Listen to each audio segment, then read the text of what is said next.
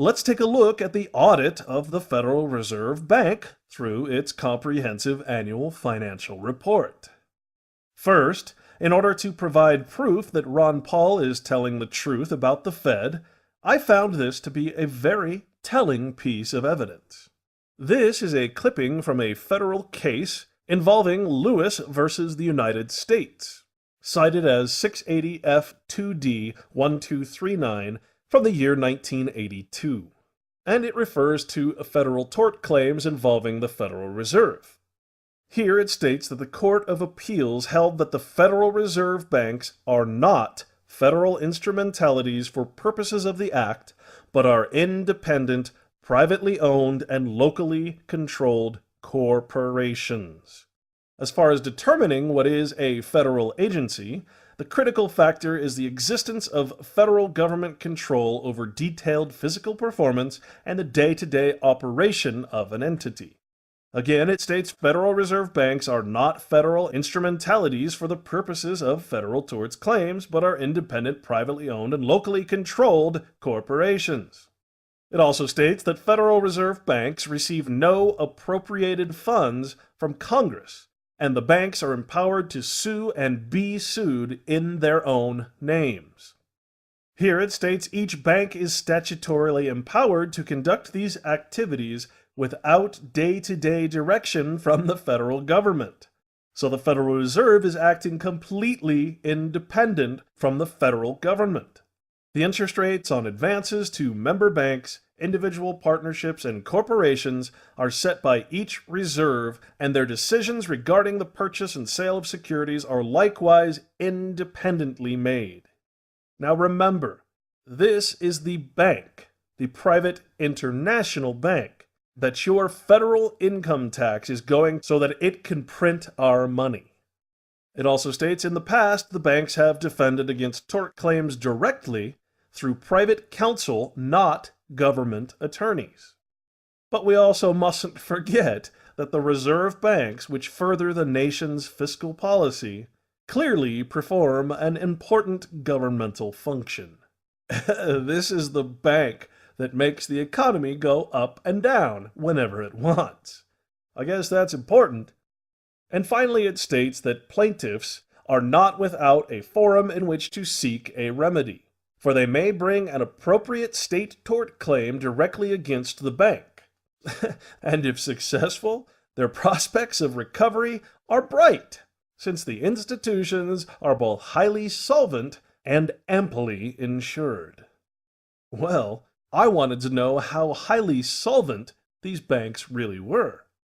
And so I pulled up the Comprehensive Annual Financial Report for the Federal Reserve 2008. Now, this is a very long report, and so we're just going to go through a few key pages on the report. Here, in a letter to the Speaker of the House of Representatives, Mr. Ben Bernanke, the President of the Federal Reserve, states that pursuant to the requirements of Section 10 of the Federal Reserve Act, I am pleased to submit the 99th Annual Report of the Board of Governors of the Federal Reserve System. This report covers operations of the board during calendar year 2008. Now, moving to page 416, under the Statement of Condition of the Federal Reserve Banks by bank, and listed in millions of dollars, as of December 31st, 2009, the accumulative holdings in the Federal Reserve's gold certificate account was $11,037 million worth of gold.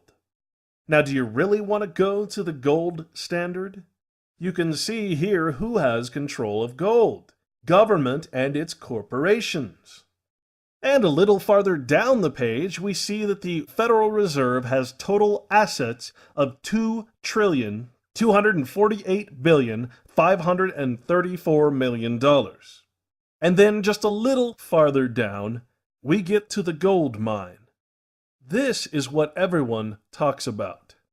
Under payments to U.S. Treasury, described as interest on Federal Reserve notes, we have the total for all banks at $31,688 million in interest on the dollar on Federal Reserve notes. That is a very significant part of the national debt. This is interest.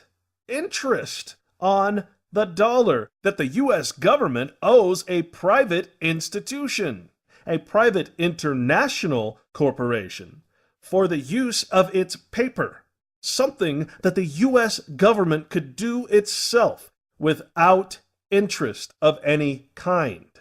This is the very definition of usury. Absolutely unnecessary and corrupt.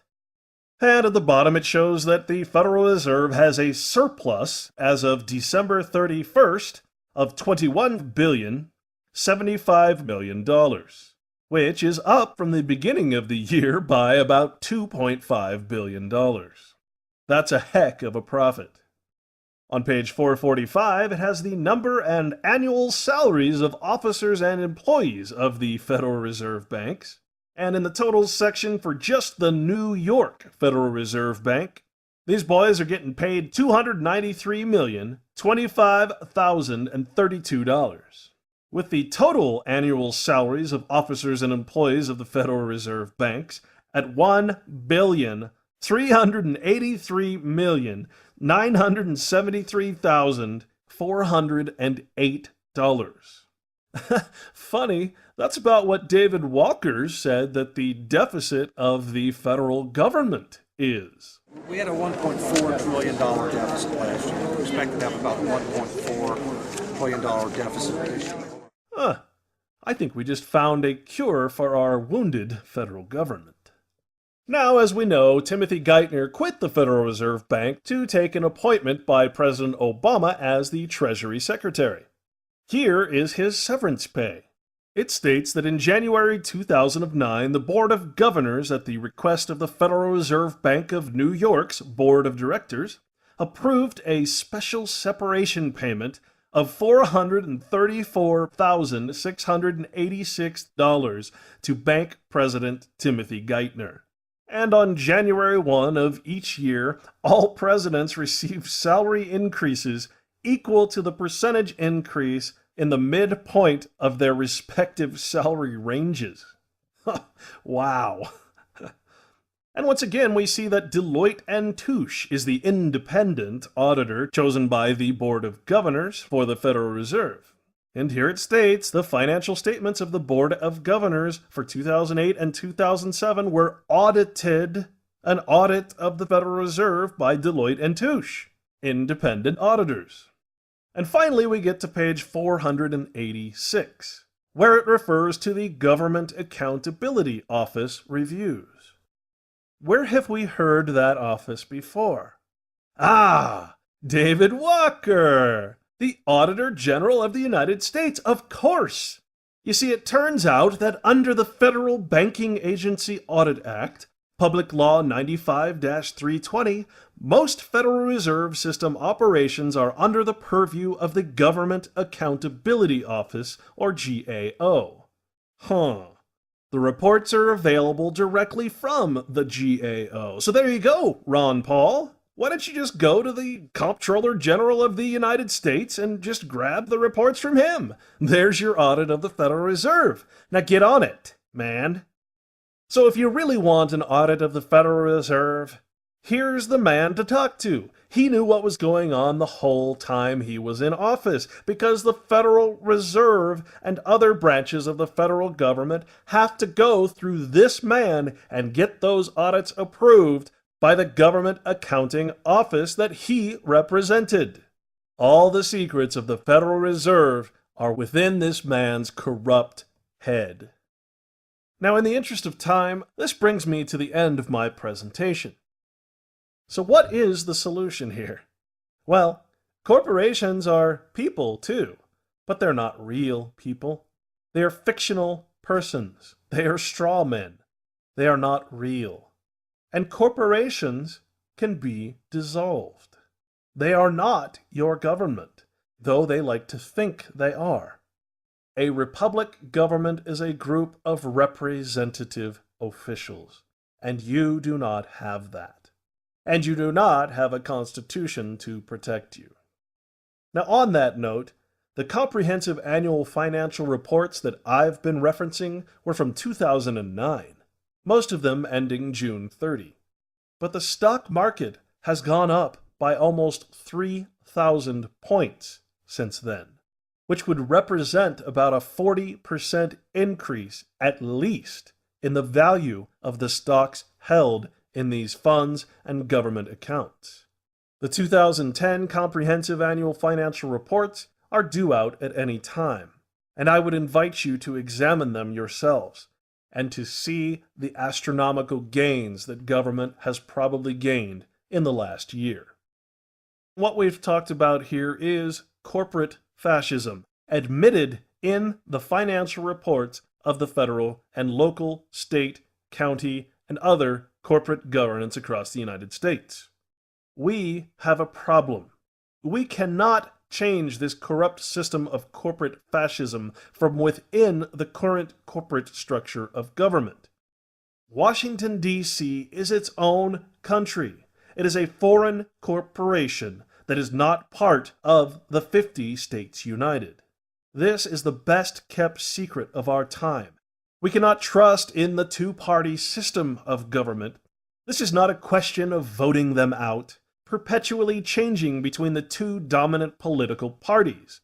The definition of insane is indeed to repeat the same action over and over, electing the same media-driven candidates, the media being owned by government, and insanely expecting different results. This is a different kind of lesson that we all must learn, perhaps the hardest medicine of our lives. For we, the people of the United States of America, are no longer governed by the Constitution for the United States of America, nor are our politicians bound in any way by its republic form of governance. In fact, some corporate cities and townships are now passing laws which blatantly state that their elected and appointed officials are not bound by any oath that they take. Tremont, Utah, near me, to name just one. If you are part of an activist group such as We Are Change, End the Fed, the Tea Party, or any other group out there, you must understand that this is truly the only issue that is viable in the fight to take our country back. This is the holy grail of information. This must be comprehended in order to understand why things like 9/11, the Federal Reserve's powers, and political parties and lobbies have a tyrannical grasp on all of us.